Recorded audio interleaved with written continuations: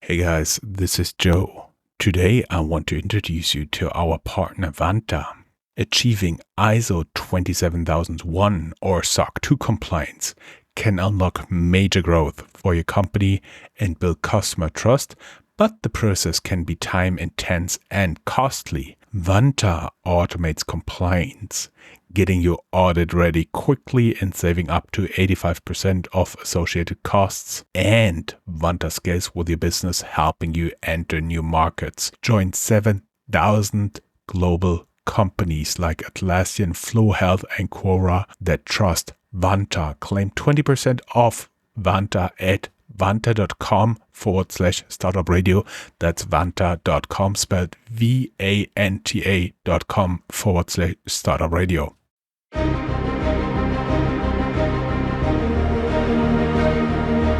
Welcome to Startuprad.io, your podcast and YouTube blog covering the German startup scene with news, interviews, and live events. Hello and welcome everybody. This is Joe from Startuprad.io, your startup podcast and YouTube blog from the German-speaking area, as well as founder and host of Startup.radio, the world's #1 tech entrepreneurship radio. Today, I do have a special guest here with me, winner of the special award for the German Startup Awards 2023. Hey, Sebastian, welcome to my show. Joe, thank you very much for having me. It is a pleasure to have you here. And we have to tell that there are many, many things that are special about having you in my show. And the inflection point is you having won the special award at the German Startup Awards. Congratulations for that, by the way. Thank you very much. You are not only a journalist, you are editor-in-chief. Is this the right title in English?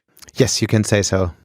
The editor-in-chief of Handelsblatt is something we quote on a regular basis in our news, and it's one of the most important, I would say, daily business newspapers in Germany. Would you agree? Yes, I think it's the only daily business paper we have in Germany right now. We have quite a few blogs and big sites like Bloomberg and FT, but they don't really cover German business like we do on a daily basis. So you can say it's the only daily news organization covering economics and business. That's interesting because that's also part of where we are making our living. So basically we go underneath what the big guys are covering, and everybody who wants to get a deeper look inside the startup world. That is basically where they find in English us, and in German they would rely on you. When we've been talking before, one of my professors at universities once said that we learn 20% of what we need from business from university, 40% from the job, and another 40% from reading publications like, at the time he quoted Financial Times Deutschland, which is not with us anymore. Would you agree that you also have not only a duty to inform, but also to educate your readers? Yeah, that's a great way to put it, I would say. Look, what we do is we cover what's going on in the business world, like 24/7 all around the world. But also what we see in Germany is that the general understanding on what's actually happening in the business world and how the economy really works, the general understanding is not that good over the whole society. So we understand ourselves definitely as a publication trying to educate and to inform. And that's why we don't only publish a newspaper. We have a much bigger website. 85% of our subscribers are digital already. But also, and that's very important, we do have a lot of conferences and bigger and smaller ways to get together around certain topics. And this can be general questions around the economy, but also how companies can cope with the challenges they see right now concerning AI. So yes, that's definitely part of our job. And I have to tell that in the conferences, you always have the big guys. You fly in some people from the US, like Federal Reserve. You have chancellors here at the events and so on and so forth. They're really, really high level. But before we get into all of that, let's talk a little bit about your life, because I've been looking through your LinkedIn profile. By the way, everybody who would like to learn more can go down here in the show notes. And of course, we linked your LinkedIn profile, and I found you one of the very few guests that I have who have their own Wikipedia article. Very important. With a very, very old picture. I don't know who pulled this picture, but it's like 15 years old when I had a lot more hair than I do right now.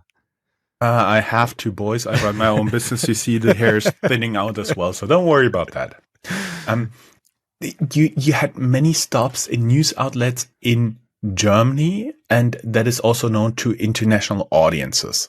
Bild, Welt, N24. Welt is a big newspaper, and N24 is a news broadcaster, TV station they bought. Neue Zürcher Zeitung, Financial Times, Spiegel, and for a long time you have been at the German Business Week, Wirtschaftswoche. And what I found most interesting is you have been the first editor-in-chief at the Huffington Post here in Germany at the introduction of the German version. Can you run us through a little bit all the stuff that you've been doing there? Yes, I would love to. So quite a few stops in my career you mentioned were internships at the beginning of my career. So that was the idea was to get a broad understanding how the different publications work and which way I will go eventually. But I must say I started with business journalism and I ended up in business journalism. I tried everything else, but it turned out that this is the best thing for myself.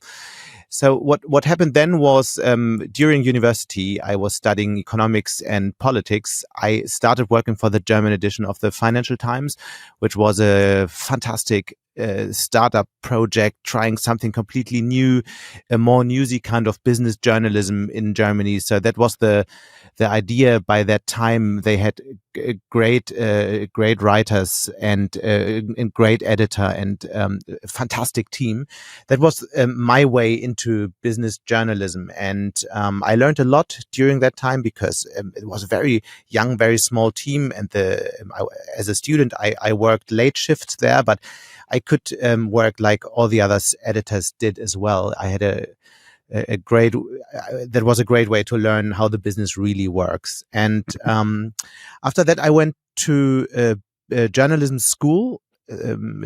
Was called the Holzbrink School for Business Journalism, which is actually the traineeship from our publishing group. And because my idea was not only to stay there in daily business journalism, I wanted more. I wanted to learn how to do investigative reporting, how to do magazine reporting, and I needed a traineeship to learn all that. And that's why I went first time to Düsseldorf. That was around 2005. Had a good 1.5 years doing all that, and then got the job at Wirtschaftswoche. And that was very interesting because the editor by that time was very interested in Asia. He was an expert in everything that happened in China, but I don't know if everybody remembers, that was 2005 when the whole world were discussing whether China or India will play the big role in future.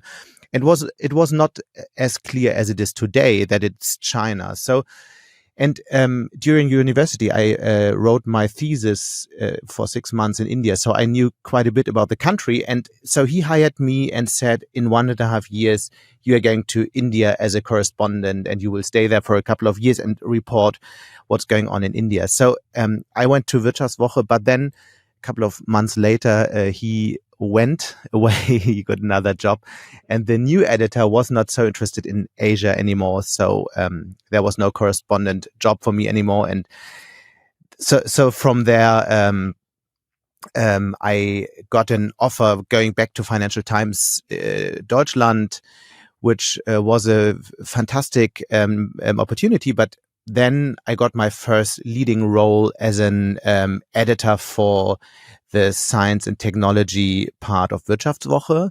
And during that time, I started more and more covering the startup scene, the tech scene that came out of the ashes after everything went down the toilet, after the dot-com bubble burst. And around 2006, 2007, I started covering what came new, the new generation of founders. And that put me in touch with all these great minds that are the most important figures of the German startup scene today. So that was basically the start of my career. I was leading this part of the publication for almost 8 years. And then you mentioned Huffington Post. Something very interesting happened because all my life I was interested in media innovation, in how our industry is changing. And one day I met Ariana Huffington, this bigger than lifetime figure for some people, on a conference. And we stayed in touch. And one day she called and asked if I could imagine to run the German edition of HuffPost. And it was not a very difficult decision for me because the first time ever I could really show that I'm not only reporting on what's going on in the tech and especially media world, I could really show and try out something new. And that was something I really wanted to do. And that's what we tried for 5.5 years. In Munich, it was a cooperation together with Burda. And it was a fantastic time. I learned everything about digital journalism and was working together closely with the colleagues in New York. Also got in touch with all the other outlets like Axios and Politico and these digital pure players you know today, because that was the time when everybody said, okay, there's something new is happening and something very interesting will take place in our industry. So it was this boom time of new digital journalism, which ended, and we can maybe discuss later why it did so. But for me, it was the best time to learn everything about what you need to know in digital journalism. We may add for our audience, because a lot of people are listening to this outside of Germany, that Burda and Holzbrink are both media houses, like large publishing houses owning a lot of different media outlets. And Holzbrink is also as HV Capital, VC investor that we quote from time to time. But it feels like they are doing less of investment here. And it's also, it's very interesting. Both are family-run business. This is something you need to know about the German media scene, that the big media organizations are basically all family-run. Mm-hmm. Yeah, that gives them some continuity, but also the influence of the family, right? I don't know if I can't say so for us. So it definitely our publisher Dieter von Holzbrink has a very long view on what's happening in our industry, and he's investing a lot because he truly believes that media is the basis for everything we have in our democracy. Mm-hmm. But I wouldn't say there's influence, if you say so, because he is a very traditional publisher, and he says, look, I'm organizing the best framework for you to do the best journalism, but there would be never influence on you should cover that or you should cover this in a different way. And this would be dangerous, and I'm very happy that in our group we have never seen that. Mm-hmm.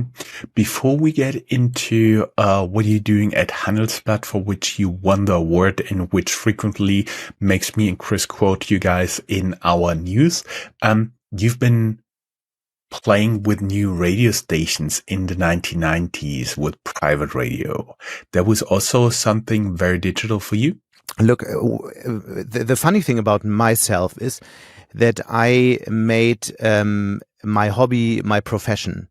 So during I was young, my plan was to become musician, and I played the violin a lot, and had some successes also in competition and so on. And my hobby was always to write a little bit for regional newspapers and also to follow what's really happening in the media world. And the 90s were an interesting time because that was the era where new radio stations came up, private radio stations, new TV stations came up, and they had big ideas, great plans. I remember when the first group tried to build something like a German speaking CNN. And I found that very interesting. I always try to follow what the strategies would be, what the ideas and the business models would be, and also how these new digital publications, they were not digital, but these new broadcasts would change the whole media scene that have been very traditional print. You had a small a number of very important publications, and that changed during the 90s, and they had big ideas, but also big failures. I think that's normal in such a time of boom and bust. What really saddened me was when the Financial Times Germany, Financial Times Deutschland was shut down, because that was like the only regular newspaper I ever subscribed to and that I actually read. So we do have to talk about the subscription for Handelsblatt, but yes, I was very sad as well. Look, it was the first editorial team I worked for a couple of years. So for me, it was also a journalistic home for quite some time. Mm-hmm. And the Financial Times Deutschland had a very important role to play for all media houses in Germany, because what they brought in was this very newsy investigative journalism. After like traditional newspapers until then mostly reported what companies were saying, what they heard on press conferences and so on. And a lot of them didn't have this approach to really find out something new, to write what's happening behind the scenes, to ask the really hard questions. And during that time, it changed. It was not only the Financial Times, the whole culture changed in the media scene, but the Financial Times did this disruption for business journalism in Germany.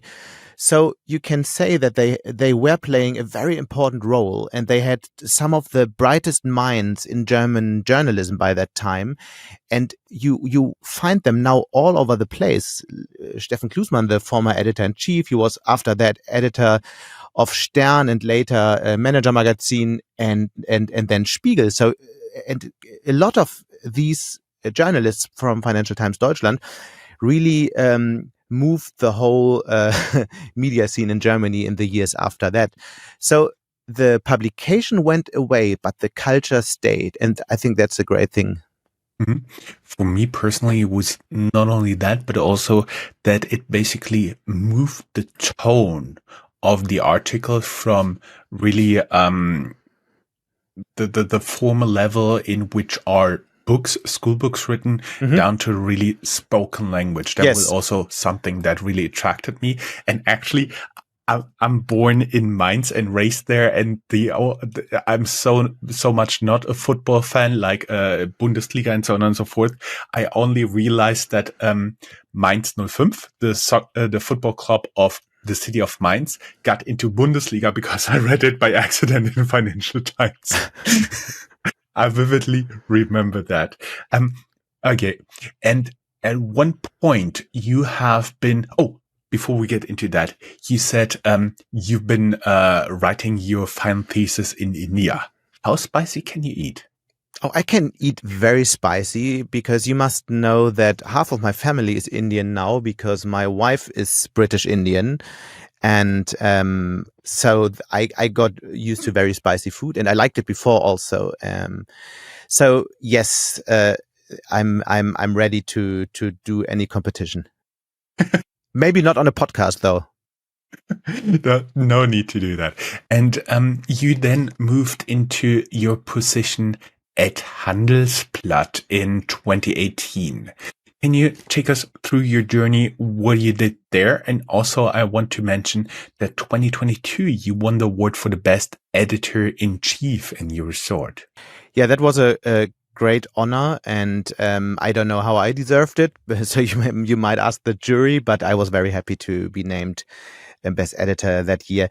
Yeah, so 2018, when we think about Handelsblatt, I was in a situation in Munich that with HuffPost, we did the first successful steps. It was one of the top 10 news websites in Germany.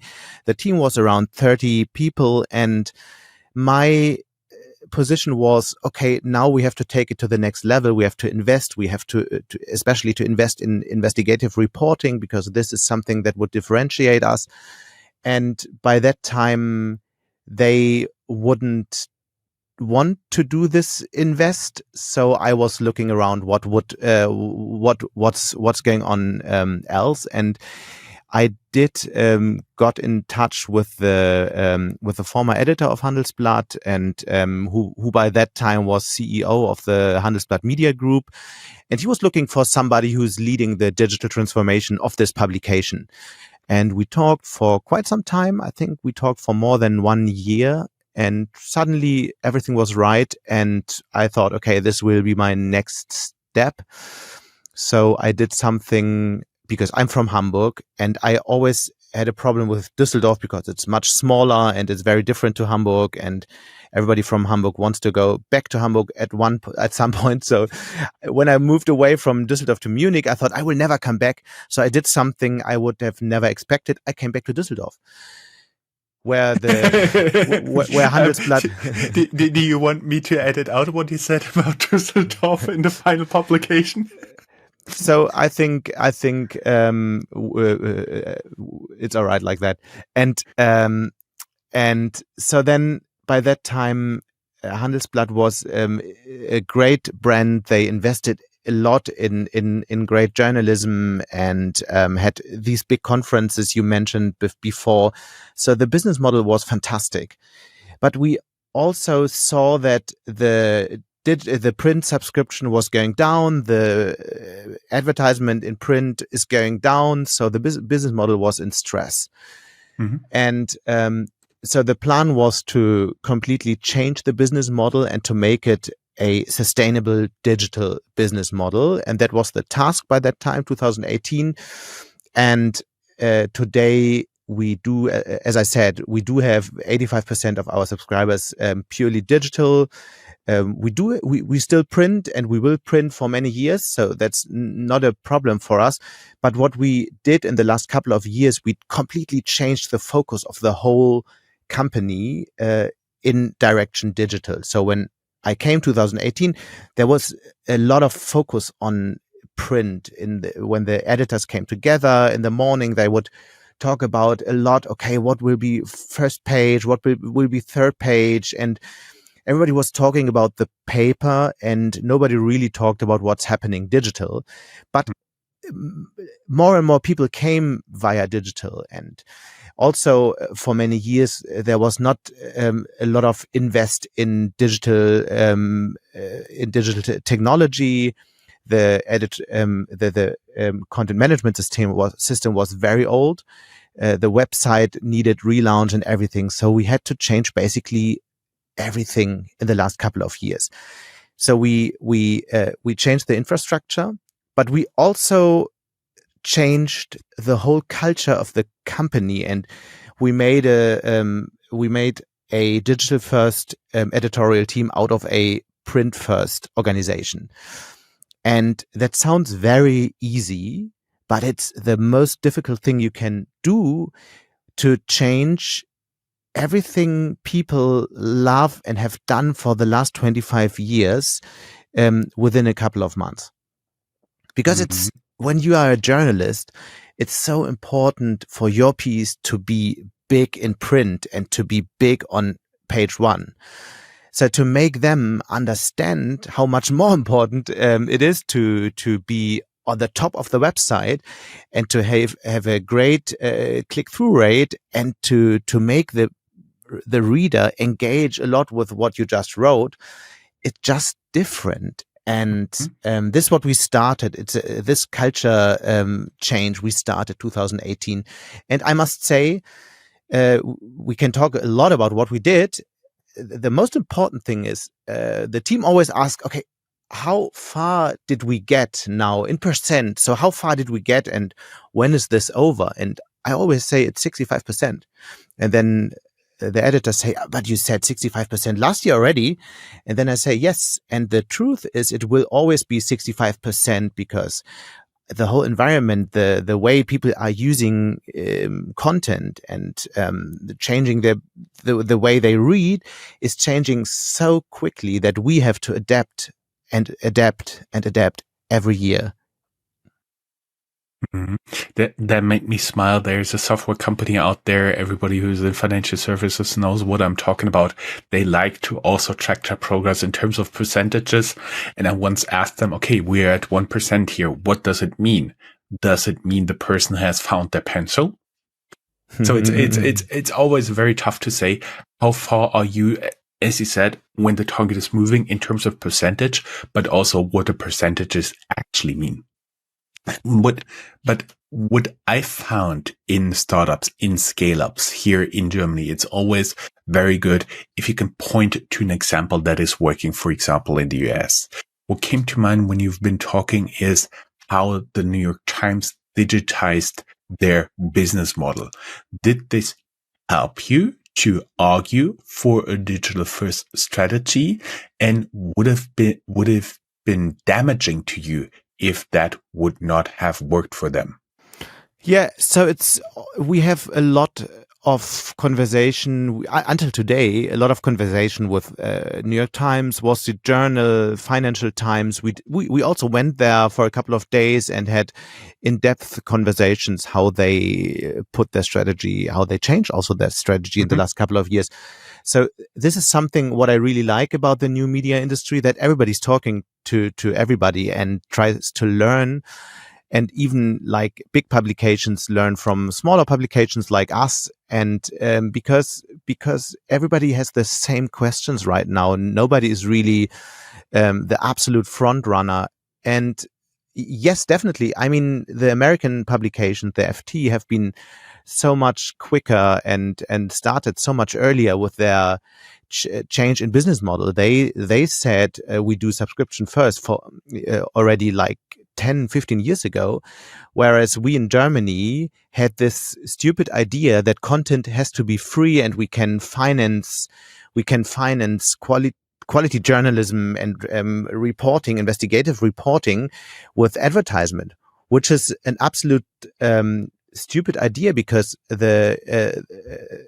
what you earn with each viewer of your content is going down every year. So you see, either you really drive your traffic, and which many publications do with publishing stupid content with crappy headlines.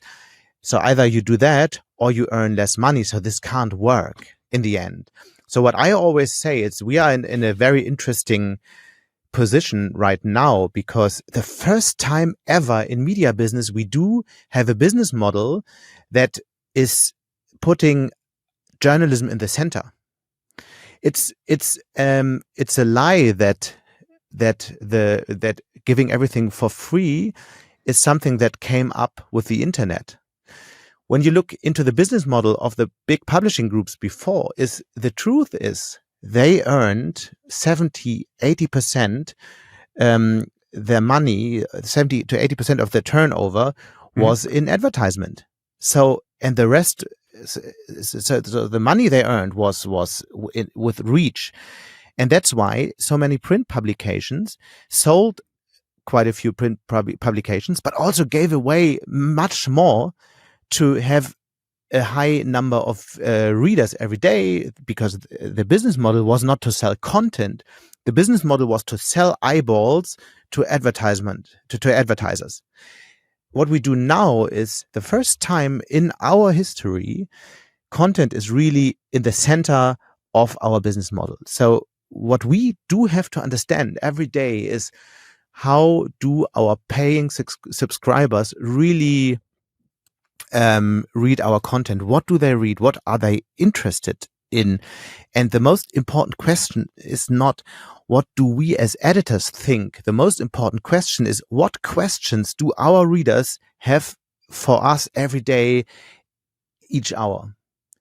We don't talk about, okay, tomorrow our front page story will be this. We do talk about this at some point, but the much more important question is what will be our front page story tomorrow morning around 5 o'clock, because this is the time right before the big traffic jump will come. So this is the time people really need great content from us. And then we have to think about what question do they have? Is something newsy happening? We have to talk about it. We have to bring it to them. Is nothing happening? We have to think, okay, what could be a question they have now? And for example, we do bring out for tonight a long analysis about the real outcome of the climate conference in Dubai, for example, because that was one of the biggest news today. And in the evening, you might have some time to read a little bit longer. So a big analysis about that might be the best thing to do tonight. And this is the way we do editorial planning right now, which is completely different to 4 years ago, because by that time, everybody was thinking what to do for print. And then when the stuff was ready for print, after that, like maybe half an hour or 45 minutes after it has been published for print, it would go into digital. But this could be 14 hours after the news broke and nobody would be interested in the news anymore, or 14 hours later, because all the other sites would have reported it. So that is really a cultural change we did now. We do focus on what to put digital, and in the end of the day, a fantastic team of editors compose a newspaper out of that. I see. It's a little bit easier for you to have just one time zone where I assume the vast majority of your audience is located.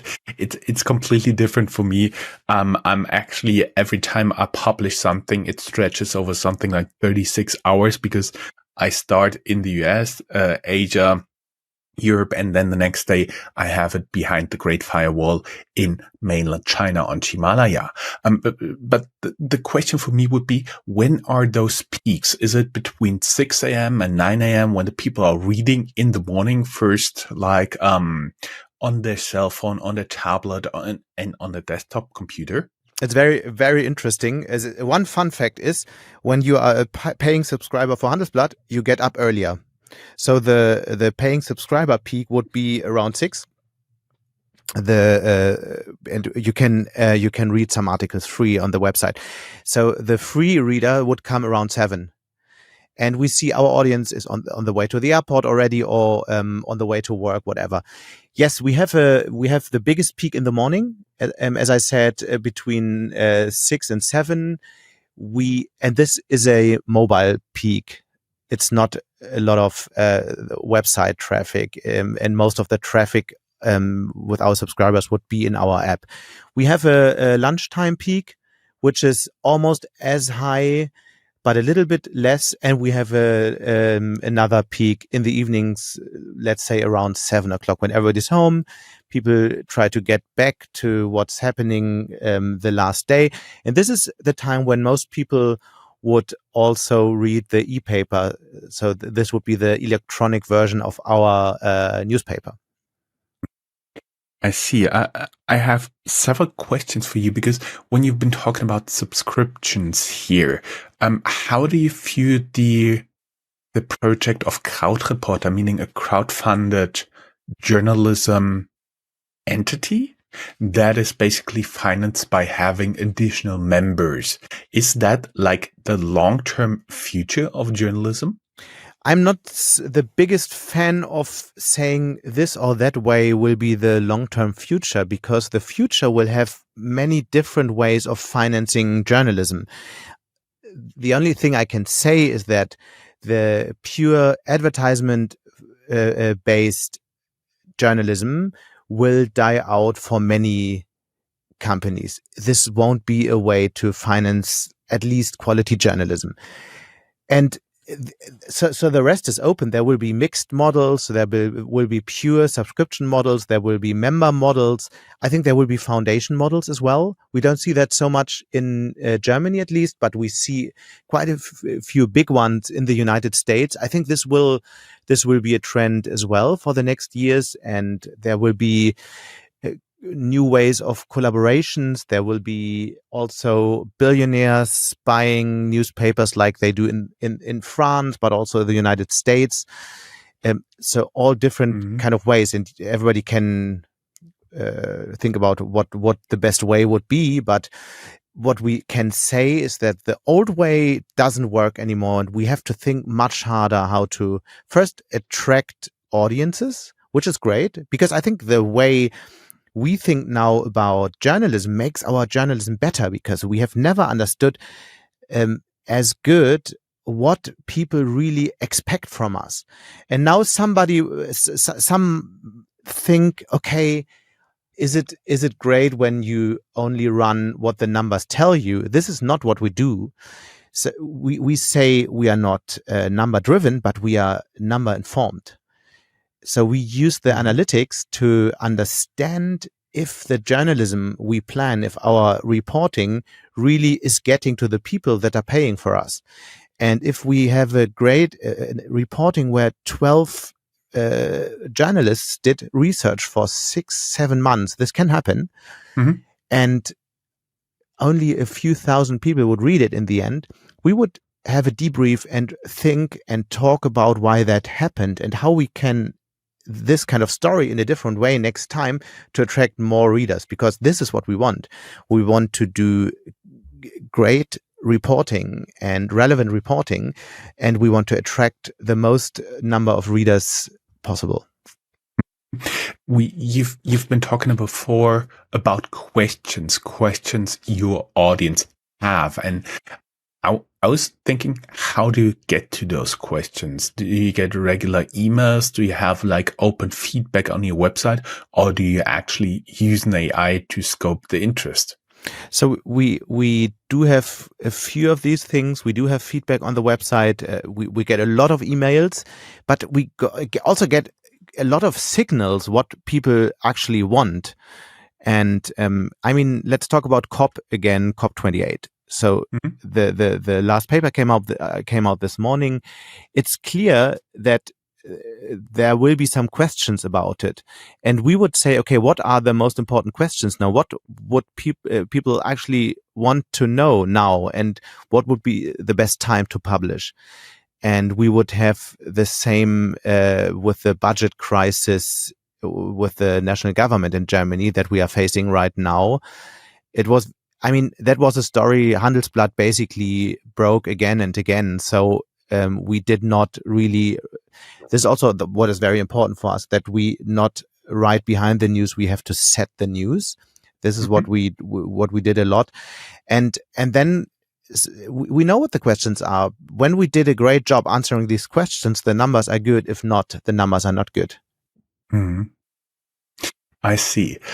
We've been talking a lot about digitalization, mostly in the realm of journalism, of publications, but let us get for the last few minutes back to the thesis for the future of the German startup scene, because you are a little bit outside observer, and basically you do observe and you do write a lot about it. So I was curious your thoughts about, for example, green startups, because they have been really hyped. Like it feels like the hype of the blockchain startups is just in the past, and they've been almost all crashed and burned. What do you think about the green startups? Will they also go through a hype cycle? Yeah, I mean, the hype cycle, almost all new trends will have this hype cycle where there's this big discussion about the new technology, but the technology actually doesn't reach the expectations. And a little bit later, everybody is disappointed. And after time, it's coming. And then maybe the audience is under expecting what's happening. So yes, this could be, I think in terms of green startups, we have also a different problem, because right now in Germany, the approach to Energiewende, which is the big energy disruption, changing from fossil energy production to green energy production. The problem is that the national government is following a very rule-based path. It's not a very, it's not a, it's so there would be the rule-based path where you would tell every company what they have to do, which technology they would have to use, and it's not a more free approach where the companies can decide how they reduce CO2 emissions. These are the two different ways of looking at it. And the problem when you have this very rule-based approach is that the whole industry is waiting for decisions from Berlin being made about what technology can be used, how long can they use it, and so on and so forth. And that's a very difficult position for investors because they don't know if a technology, a startup, really can play a big role in future. And the completely opposite approach is being made in the United States with the Inflation Reduction Act, where they only say you have to reduce the most amount of CO2 emissions, and it doesn't really matter how you do it. And then that's a very clear sign for the whole technology industry to just develop solutions. In Germany, you would always have to wait. Okay, but am I in the real bucket, or if not, I don't get the state funding. In the United States, it's completely clear. Everybody who's putting their solutions behind the general goal would somehow get the tax reductions. That's so much more easy, and it's so much more clear for the economy what decision to take. And this is something I criticize about the German approach a lot. And I think this is why we don't see this big green boom that the government is promising for a couple of years now. And they keep on saying that there will be this big boom, but it's not happening. And I am always wondering, why is that? And I think this is the clear answer to everything. So everybody's waiting for the state to decide something, to send some money. And that's a very, very complicated way of putting things. So I'm rather pessimistic, but I must say also, we do see interesting approaches in this field. And I still believe that Europe is the best place to develop such solutions, because what we have is great scientists. From our universities, you see the biggest number, especially in these fields, of engineers thinking about all these solutions. So what I hope is that the government will understand the next year this crisis we are in, and really set a complete different approach. So and then there will be fantastic solutions. And I can't think of a different spot in this world, a better place to have this green boom in future. So I really hope it's happening in the next couple of years. But there's also another thing I'm thinking a lot about. So when we talk about digitization, we talk a lot about things that happen in the United States. And it's true that this first phase of digitization happened in the United States. Everybody knows the digitization of shopping, of entertainment. This all happened there. But we are in the next phase now, and now we talk about how to automate factories, how to optimize the way companies work, the processes and everything. And I think that's an historic opportunity for startups in Europe, because the connection between the digital sphere and the startup scene and companies is really good here. And why would you develop such ideas in the Silicon Valley, where you don't have so many big factories producing like big machines for other factories, for example, and cars and so on? So I think this is something we have to keep in mind. And when we talk about Celonis, which is a great company from Munich, the most valuable startup in Germany right now, that's a very interesting development. And you will see quite a few other companies going in that direction. When we talk about logistics, when we talk about how to organize things within your company, you see a lot of very interesting ideas in these fields. So what I believe is, when we look for the next digital revolution coming from Europe, it could be maybe that. And when we take the right decisions in the next years, it could also be the green revolution. It could be. Fingers crossed, thumb pressed, as we do in Germany here. Sebastian, congratulations again to the special award. It was a pleasure talking to you, and we are running now at almost 45 minutes recording. So it was a very long and very interesting interview. Thank you very much. Thank you so much for having me. Totally my pleasure. Have a great day. Bye-bye. Bye-bye.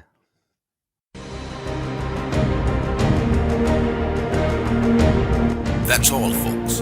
Find more news, streams, events, and interviews at www.startuprad.io. Remember, sharing is caring.